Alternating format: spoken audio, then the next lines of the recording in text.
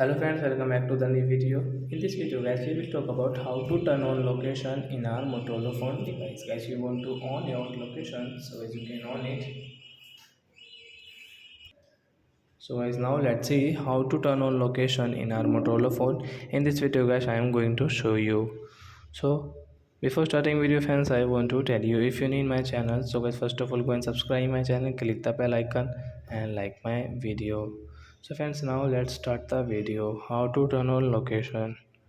Then first of all come in your phone setting to turn your locations setting.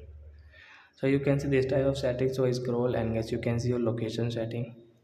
So you can see your use location. So you can turn on from this right side. Then guys location will on. Guys you can see location may use auxiliary like GPS, Wi-Fi, mobile network and sensor to help. So I hope friends you have understood how to turn on location in Motorola phone.